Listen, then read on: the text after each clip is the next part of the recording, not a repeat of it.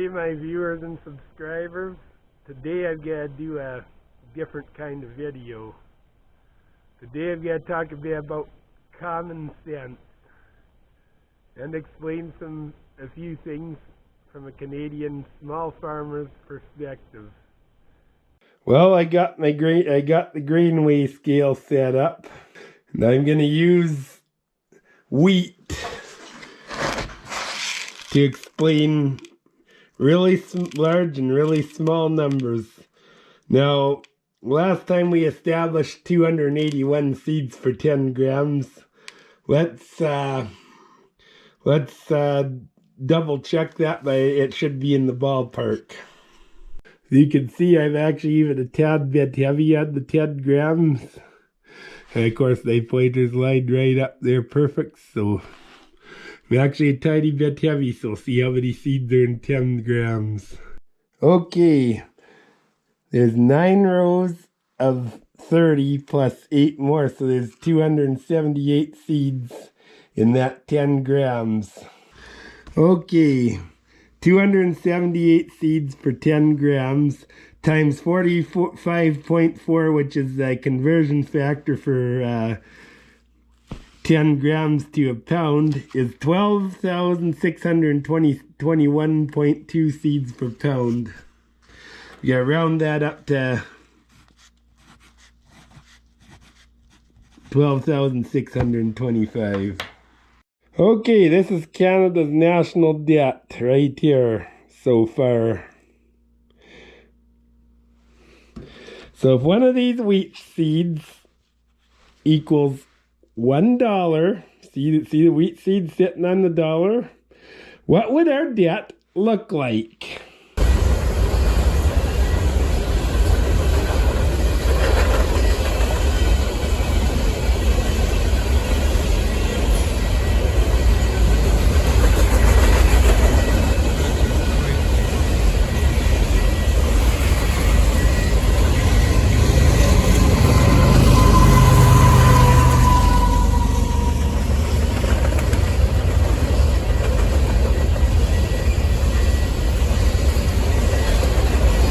Okay, I'm on the National Steel Car website, and this particular hopper car, which is pretty much what they use to haul grain in, has a payload limit of 226,000 pounds. Okay, if every rail car can handle 226,000 pounds payload times 12,625 wheat seeds, that's 2,853,250,000 seeds per car.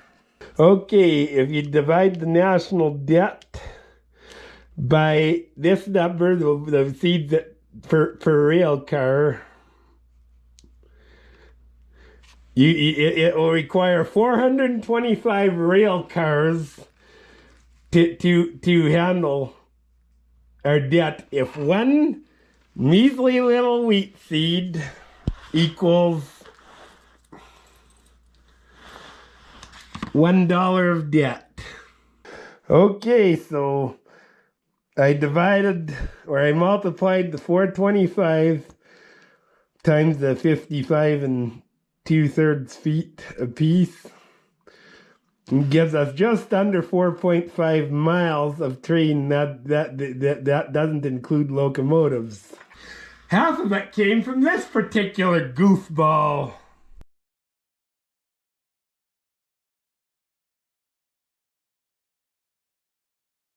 Please tell me, what are they using for collateral for these loans? What are creditors using for security?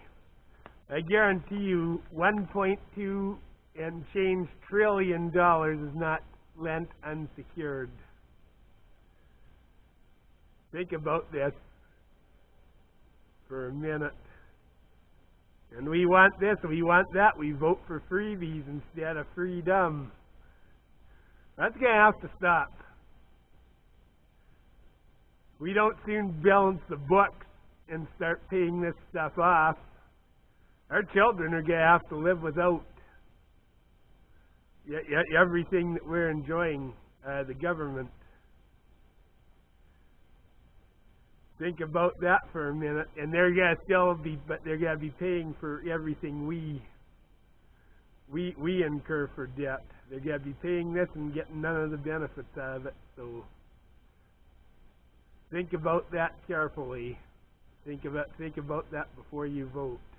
Now for my American friends, here's your debt.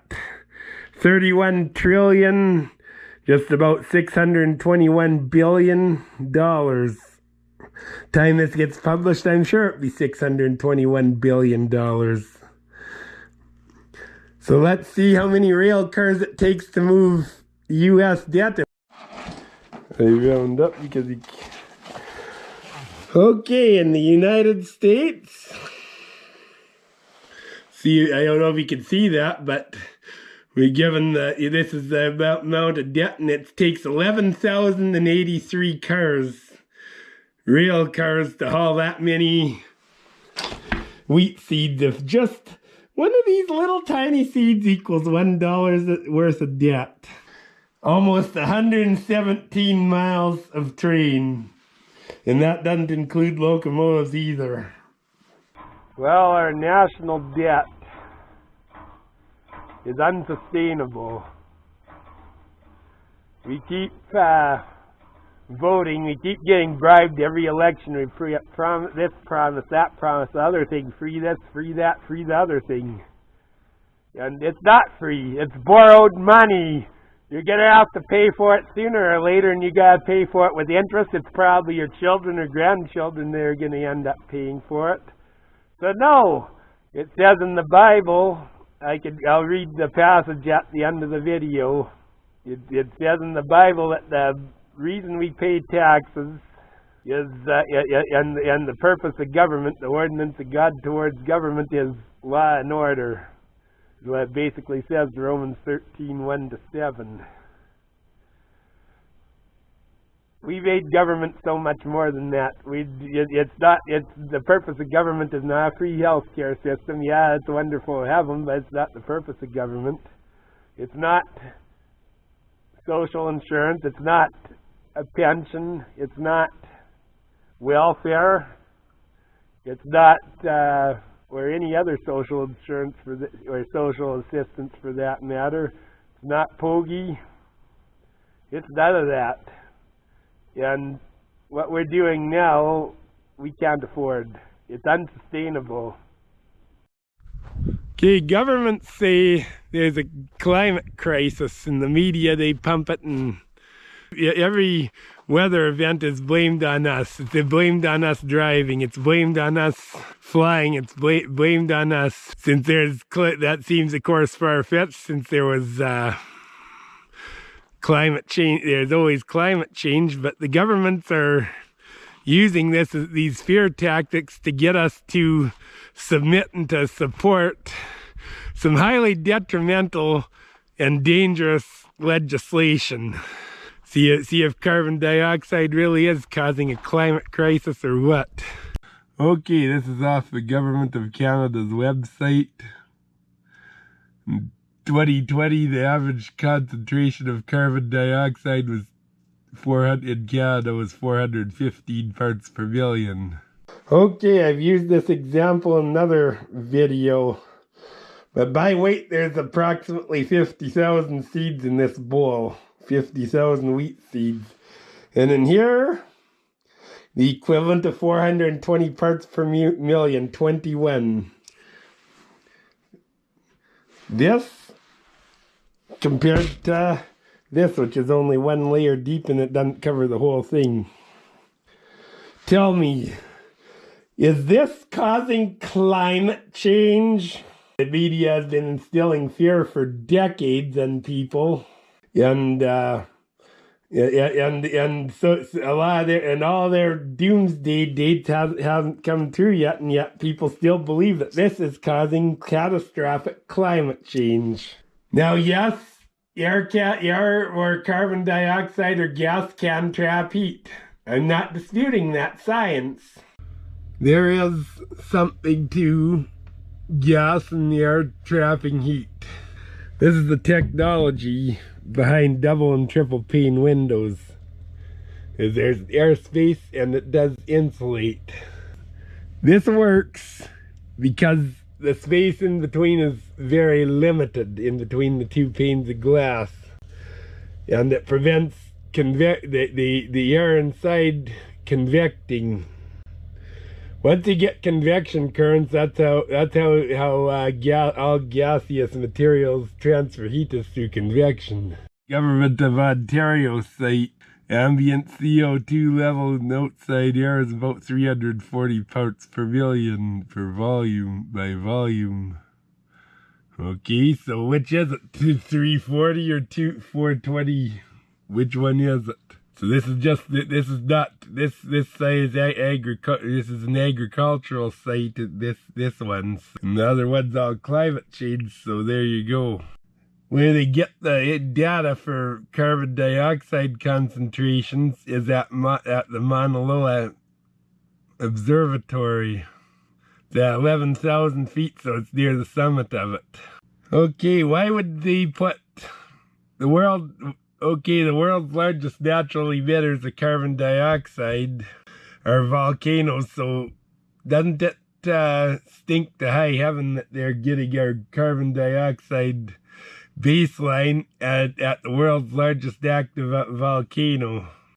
I looked it up. This is optimal levels of carbon dioxide for plant growth, and that's 1,500 parts per million. It's almost 4 times what we have now. Let that sink in for a minute. These trees require carbon dioxide to live, just like we require oxygen. If our carbon dioxide concentration is less than 30% of optimum levels for plant growth, why are we concerned about excess? We should be concerned about maybe being a little short of it, wouldn't you think? Our environment minister under Chrétien, Christine Stewart, said the following. She said, "Climate change provides greatest chance to bring about justice and equality on the earth. No matter if the science is all phony, there still are collateral environmental benefits to global warming policies." That's it's an agenda. Sheeple, it's been an agenda. It's always been about an agenda. It's had nothing to do with the freaking climate. It wasn't that long ago that I read the article, I wish I had pinned it, that scientists found in the Arctic, where there's now permafrost, the tree stump. There was a medieval warming period in the 1200s, and crops were growing in Iceland. Climate is colder than that today, so it has been warmer. Yet all this has been blotted out to basically fulfill an agenda. And yeah, I do believe in climate change, of course, that always has been and always will be. And do I believe it's because of rising carbon emissions? I do not. Think of our little rich boys club in Davos, little rich boys dictator wannabe club in Davos. Those ones who want to take our vehicles away from us, stop oil production and stuff, they're all taking private jets. If they truly believe that this is a problem, they wouldn't be doing that. Faces Out Works is dead. This land here, this quarter section, my dad rented it in 1988. And March 15th that year, he was plowing it.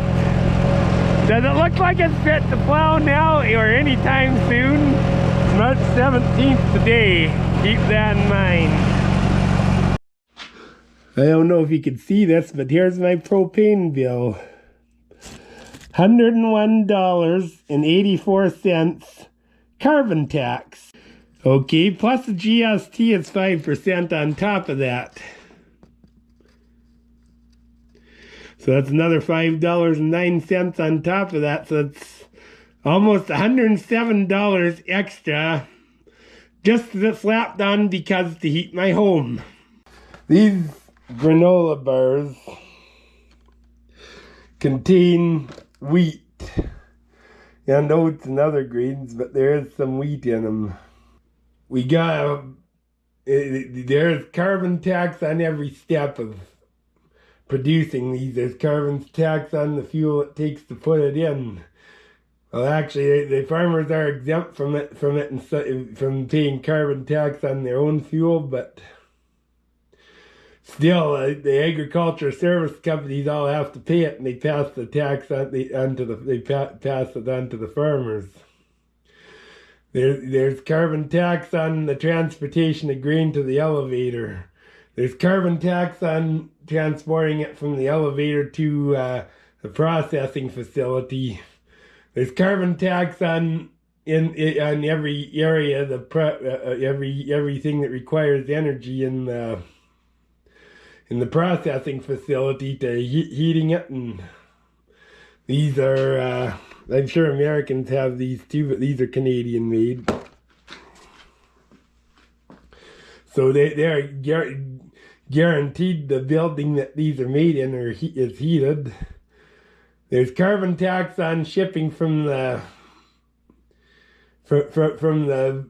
factory that makes these things to the distribution center and warehouse for the grocery stores, and there's carbon taxes in between distribution centers. There's carbon tax from the closest distribution center to the store. There's carbon tax on the heating and other energy uses of the store.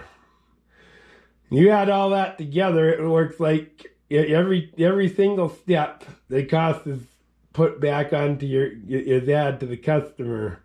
It works like compound interest. So is there any wonder why groceries are so expensive now? As long as we need to heat our homes with fossil fuels, as long as we need to drive gasoline and diesel powered vehicles, as long as the need exists, and the other is not wide, and any alternative is not widespread enough and mainstream enough that everyone can have it, it is completely and totally unjust to charge carbon tax. It is nothing but a sham. Putting a sin tax on what the government's doing is putting a sin tax on on the essentials of life, the necessities of life, and that is not just, and it's not fair. And if you support a carbon tax, shame on you. NASA admits that climate change occurs because of changes in the Earth's solar orbit. Isn't that ever interesting? 1 Timothy chapter 1 verse 7 says, "For God has not given us the spirit of fear, but of power and of love and of a sound mind." So all this apocalyptical, we're all going to die. If we don't soon stop this, stop that, do this, do that, is not of God. It's all bullshit. Listen, I'm on the sea of a tractor right now, okay? I'm a farmer. I depend on the climate to make a living. And if anybody has any right to be concerned about climate change, it's me. And it's all the rest of us farmers. And we're the least concerned about it all of everybody. And the reason we are is because we observe weather patterns. We do this for a living. And we share weather for generations to come. My grandpa grew up in Leader, Saskatchewan, which is right dead ass in the center of the Palliser Triangle in the 1930s. That was, they had to walk away. The climate change was so bad. It was a total dust bowl. The ground produced nothing. There was no rain at all. And anyone had any right to believe in climate change, it was those people. But you know what? It did get better. It did rain on that land once again. If these goons really, if there's anything to this at all, then why have things changed back? Why do we have warm years and cold years? There's no consistency at all. If Al Gore really believed what he was preaching, like he figured by 2020 that the oceans would rise 20 feet, why did he go and buy a beachfront property after he made all his money telling people that? Tells you how much he believes it. Now, I'm not totally against doing environmentally friendly stuff. I'm not seeing green at all. I'm seeing people proclaim green do the absolute opposite of it. We went to the scrapyard. We were hauling scrap in, and there are some dumpsters kind of like this one, but from a very, very well-known, this is just a mama and pop outfit here, a very, very, very well-known outfit. That the multinational corporation, and there are dumpsters there, and we asked if we could buy one for an extra scrap bin, and they said the scrapyard, and they're good to deal with, they said we would love to have some of them as scrap bins for ourselves, but we have to destroy them because the company said so. Now, why wouldn't you repurpose something like this? What's their objection? Why wouldn't you repurpose it? And these this particular outfit, not this one. This is just a small local contractor. It's a well-known. It's U.S. everywhere. It's a well-known outfit, and they had to scrap their dumpsters. No one else could use them. Now, you cannot proclaim green and do that. A dumpster like this, there'd be at least 100 square feet of plate in it. There'd be there's channel, there's all kinds of stuff in here. Now they have to chop it up. That takes energy. They have to melt it down, the chopped up stuff down. That takes an extraordinary amount of energy, and then they have to go and rebuild it. There's probably at least 2 boxes of welding rod in this thing, or if you use wire, there's probably about 10 pounds of wire in it. Tell me, how is that green? My Super W6 is a 1953, so it's 70 years old. It will still do any job that would do when it's brand new. It'll do anything I can throw at for the size of tractor, and anybody can work on it. Everything is a very simple and easy to work on design. Practically, granted, it does not have the creature comforts of today's tractors, but anyone can fix it. This 1086 also has all the creature comforts, or most of the creature comforts of a brand new tractor, yet still very simple. Everything's mechanical. It's easy to work on, relatively. Of course, the cab makes things a little harder, but it's got the creature comforts you need: air conditioning, power steering, hydrostatic power steering, heater, nice cab, nice seat, hydraulics, everything you want, everything you really need in the tractor is in here. John Deere now has made it so you don't even have the right to work on your own stuff. Farmers don't have the legal right to work on their own stuff for some stuff. And they make sure they own the electronics. You buy one of these expensive combines, they own the electronics. You don't even own it.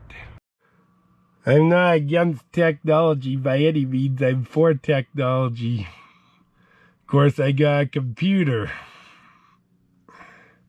I have met lots of lovely people through my computer over the years, and made great friends which I wouldn't have necessarily met I gain a lot of knowledge on the computer. I'm a YouTuber. I have a GoPro. I have an iPhone. I am not against technology. My 70-year-old tractor should tell you that you do not need computers on tractors. The only reason they put computers on tractors, I believe, for the most part, from someone who's pulled wrenches and ran lots of equipment, is number one, planned obsolescence. So they could obsolete the parts and they could junk them because sensitive electronics aren't going to be stocked that much and stuff like that. That's one reason. And the second reason is so you can't work on them yourself. You have to call their technicians. That's what that's all about. And as I said, I'm for technology, but I'm not for technology when it's used against us. I'm for beneficial and not detrimental technology. And building throwaway stuff doesn't set well with me. Anyone who claims on being green and uses planned obsolescence, they're freaking hypocrites. Like I explained with the dumpsters, just as a one simple dumpster, like recycling is one step better than throwing in the landfill because it saves the materials, but you still have not only the transportation, but you have the energy it takes to melt things down and rebuild that. It takes extraordinary amounts of energy to do it. So stuff built to last is green. My grandma bought this in 1957. Still works perfect. Why will new mix master last 65 years? I doubt it.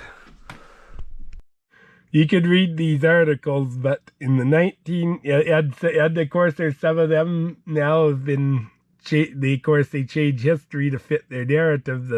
In the 1930s, and I knew about this since I was a teenager. My dad knew about this when he went to NATE in the early 1970s. But in the 1930s, Charles Nelson Pogue invented a carburetor that got 200 miles per gallon out of a Ford flathead V8. And now those aren't overly known for their good fuel economy.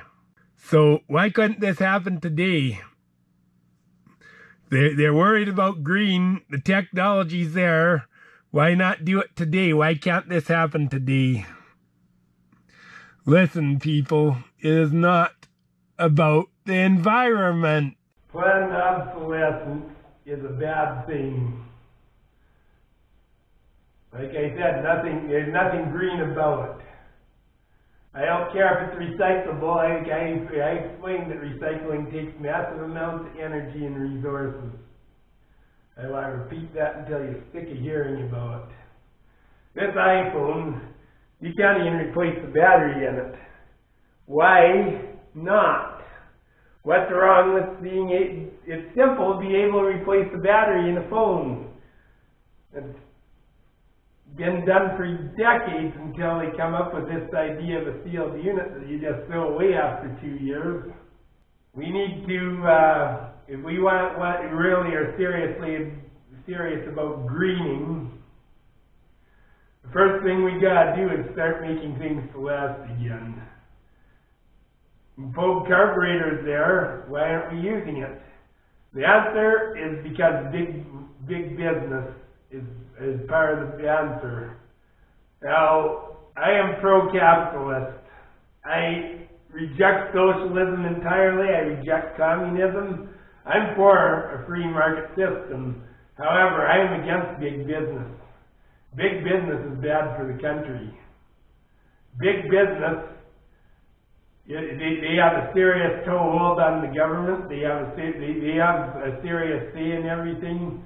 And it just is not good. Bigger is not better. The small ma and pop shops, that's what built this nation. And it's getting harder and harder to keep in business for smaller guys.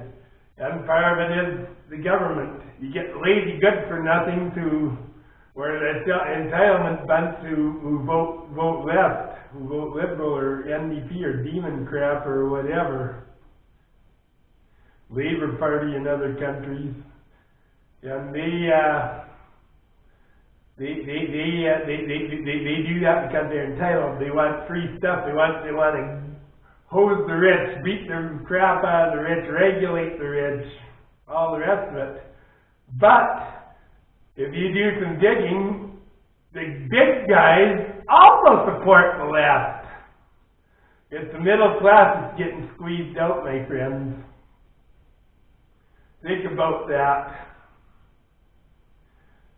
And the problem with big business is its objective changes. Its objective of big business, of big anything, is to survive and grow.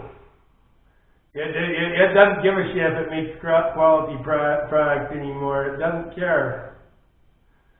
It doesn't. Its goal is not even the point of the business.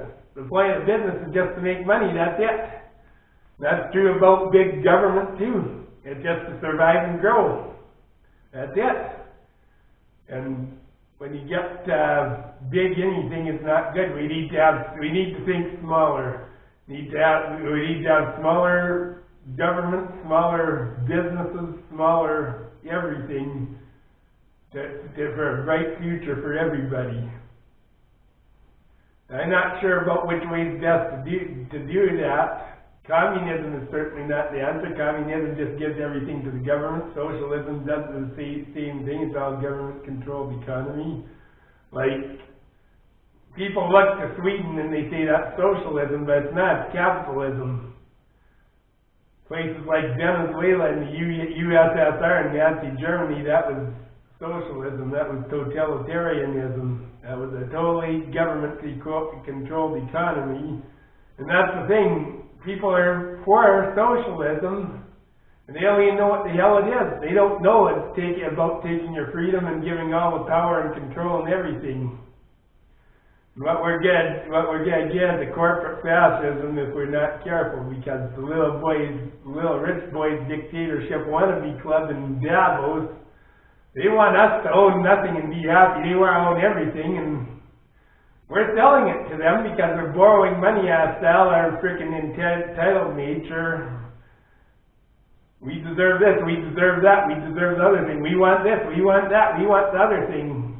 And of course, if they're the ones lending the money to the government, they're getting power by doing that. That's what you don't realize. That's what people don't realize. If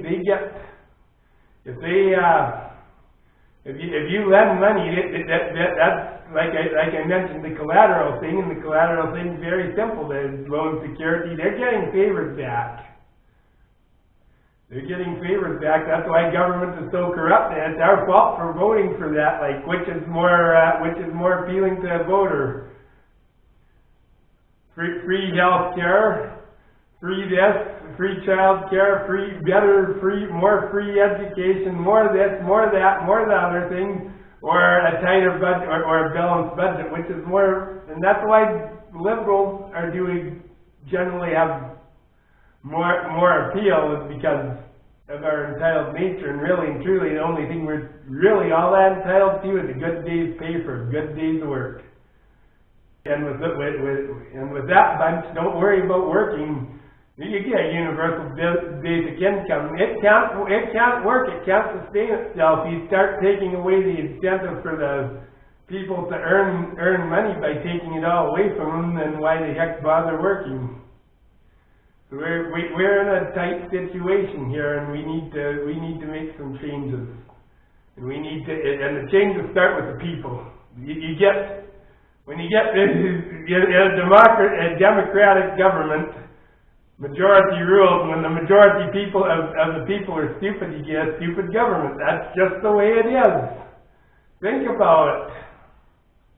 I'm going to talk a little bit about the mainstream media now. Our news, we start to know more and more that our media is not being overly honest with us. Before President Trump got inaugurated, was still in 2016, the Crooked News Network was already talking about impeaching him, about how can we impeach this awful man. And President Trump, I know I'm going to lose a lot of you here, but he is one of my favorite presidents. And yes, is he perfect? No. I think he's disrespectful in many ways. And I think he could do a lot better with, he's a lot too rough around the edges, but as far as policies goes, from someone with a small farmer and small businesses perspective, he did a really good job. The mainstream media they're terribly biased, because what they do is they'll report. They don't necessarily have to be telling lies, but what they do is they just, when their pets do something wrong, they just don't say anything. Project Veritas caught CNN by tapping into their phones in 2020. They're covering what news to cover and what not, and anything that could possibly be anything against Biden, they wouldn't cover. That's how they do it. They just go and they cover the one side to make it look as bad as they possibly can, and the other side they try and make them look as good. They're not fair. They don't cover politicians fairly. Joe Biden said, "We have put together the most extensive and inclusive voter fraud organization in the history of American politics." Where was the coverage on that? Then when people were bringing sworn affidavits and stuff saying that reporting shenanigans in the 2020 election, the media was like, well, nothing to see here. I think our news media is so corrupt that, I'm going to cover a couple things in the Bible concerning that, and we as Christians, and not even Christians, but everybody should be taking note of this, but particularly Christians, because I got a very important word for you concerning the media. Okay, in Exodus chapter 20 is the famous 10 Commandments. That's when they were first written in Scripture. In 2016, it says, "Thou shalt not bear false witness against thy neighbor." And that's exactly what we do when we take the mainstream media or any other media that isn't true and harbor negative thoughts against somebody based on fake news. We're bearing false witness against the person. I can also show you how easily things could get twisted just by showing examples in the Bible. And if you put voice clips together from different, like the same audio clips, you can put audio clips together and make it say a totally different thing than what they actually said. And we gotta beware. I'm gonna use a couple random scriptures out of the Bible to make a point. Matthew 27:5. And this is talking about Judas Iscariot. He cast down those pieces of silver in the temple and departed and went and hanged himself. And then we go to Luke 10:37. Jesus said unto him, "Go do thou likewise." So you can take two scriptures and put them together out of complete context and twist them. And that is exactly how the media does that with politicians and other people. Our news, we can't believe it. And is there bullshit on both sides of the situation? Yeah, there is. The mainstream media as a whole leans heavily to liberals and Democrats. But there's some right-wing media that I don't entirely trust either. Like there's some right-wing conspiracy theories. They're just that, conspiracy theories. So you gotta take heed what you hear. But for the most part, for everything, the mainstream news is really slanted left hard, and they don't even try and hide it anymore. 1 Corinthians 15:33 says, "Be not deceived, evil communications corrupt good manners." And that's the problem, is the media is corrupting we the people. They are changing our perspective. They're giving us they're making us bear completely false witness against certain people. And I don't believe, especially President Trump, you never seen anyone so vicious against a politician as the media has been with him. And yeah, he's brought some of it on himself, but not all of it. They have ostracized him, and that's true about Richard Nixon too. Richard Nixon is often considered one of the worst presidents in the U.S. in the history of the United States because of Watergate, and that's what they remember him for.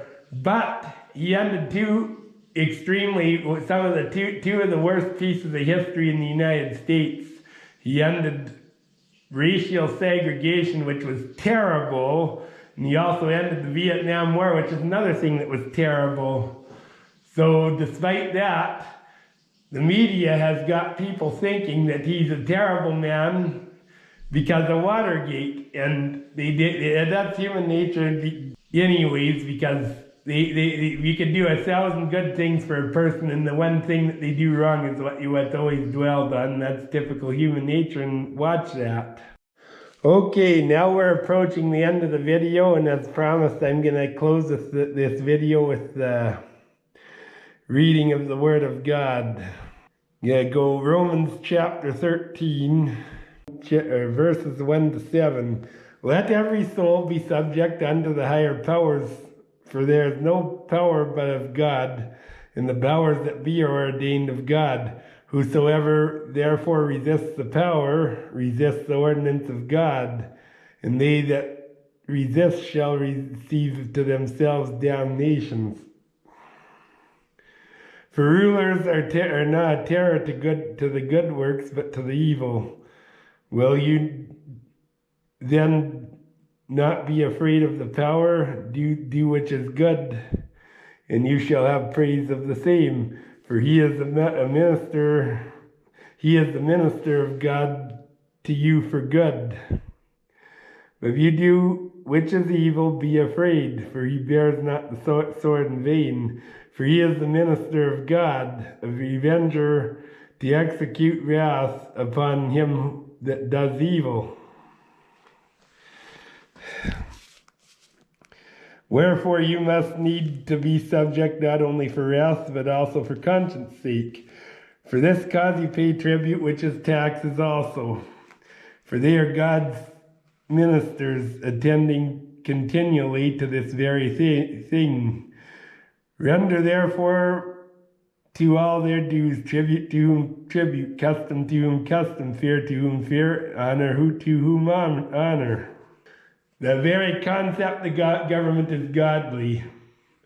The government is God's ministers for law and order. That's the purpose of government, and that's the person.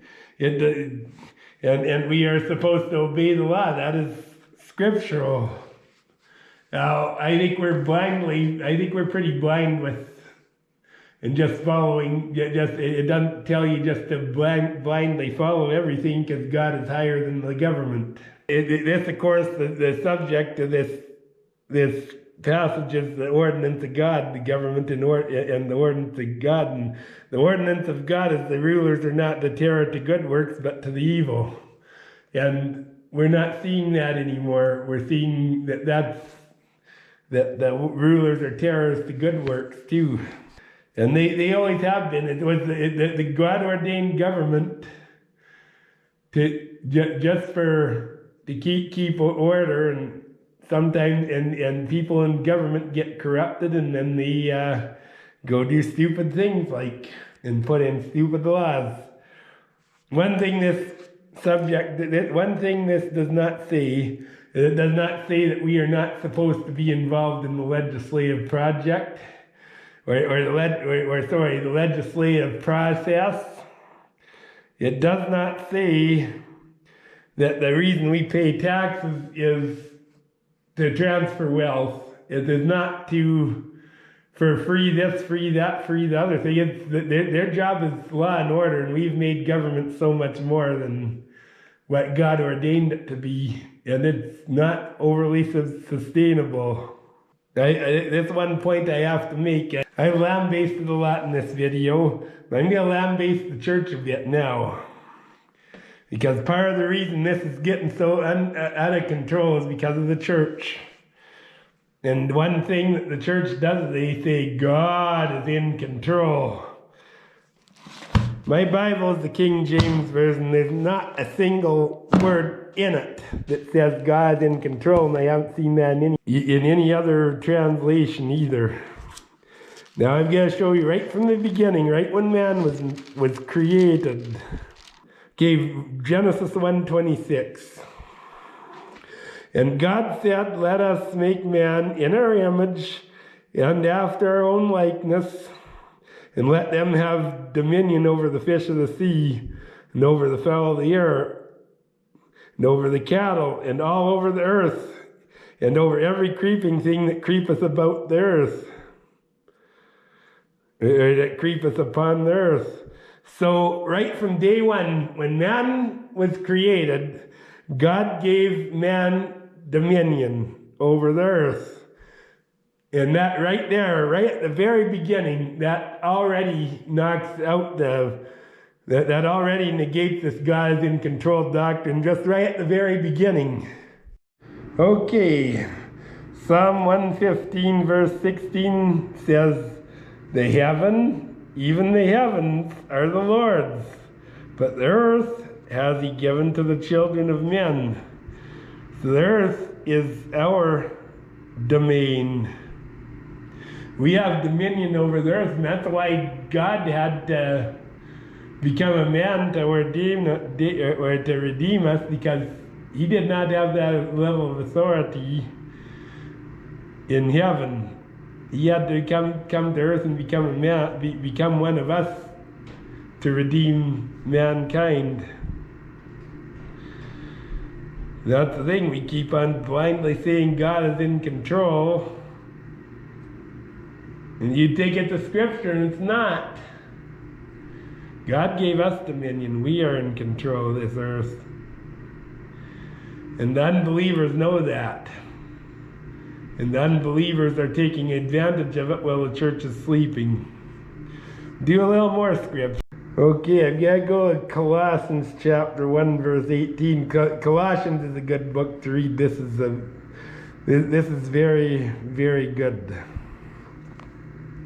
He's talking about Jesus now, and he is the head of the body, the church.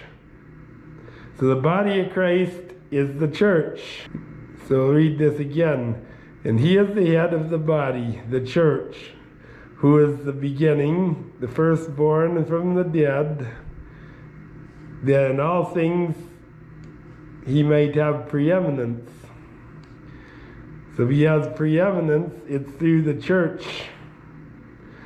Let's go to the Old Testament once again. This is a messianic prophecy. Isaiah 9 and verse 6. For unto us a child is born, Jesus, and unto us a son is given, Jesus, and the government shall be upon his shoulder. The government shall be on his shoulder, and you put that together with Colossians 1:18. The governments are on the church. We'll just read this passage again in its entirety, or this scripture again. For unto us a child is born, and unto us a son is given, that the government shall be upon his shoulder. And his name shall be called Wonderful Counselor, the Mighty God, the Everlasting Father, the Prince of Peace. So the government is on the church. And this bullshit about God being in control has caused a complacent church who is involved in who does not really get much into policy making, who doesn't really... You're just kind of sheeple like everyone else, instead of getting involved in the legislative process. Yes, we are supposed to submit to the government, but we're also supposed to be the government. We're supposed to be involved in the government. And a church who thinks God's in control is completely complacent. And this is and the government is ordained by God. And if the church isn't taking a part in the government, then the government is then there's gonna be a void, there's gonna be a vacuum there, and the ungodly are more than happy to take it, and they do it for power kicks and everything else. They do it for all the wrong reasons. And that's the problem. And if we don't soon wake up and take back control of our country, we're gonna lose it entirely. And yeah, and God's in control is also a terrible witness to people who are unbelievers, because unbelievers know better. Unbelievers know God is not in control of them. And they don't want to worship. They're like, well, they're not, what are these people talking about? Oh, God is not in control of me.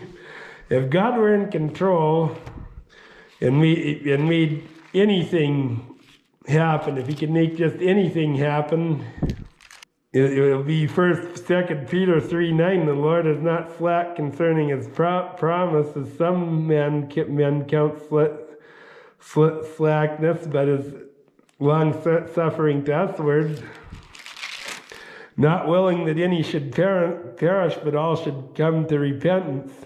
God's will is that we repent and become saved.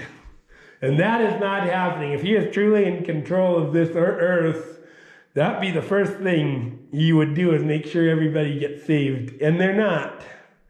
This is a terrible witness to unbelievers, and we have to grab a brain and do our job as able ministers. Hope you enjoyed it. I know I'm going to lose a lot of people. I may lose subscribers and stuff.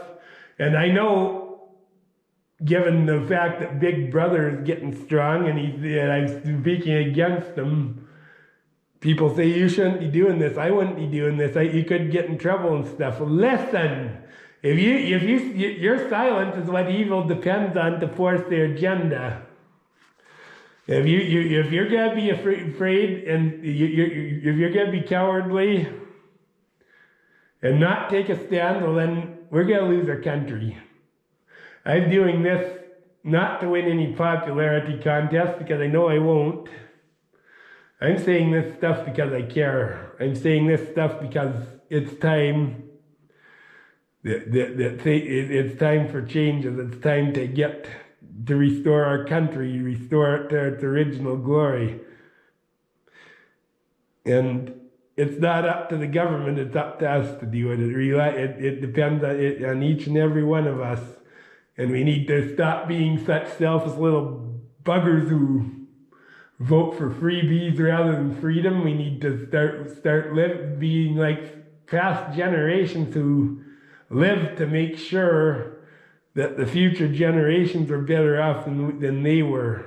And we need to do the same. The way things are, we're not doing that.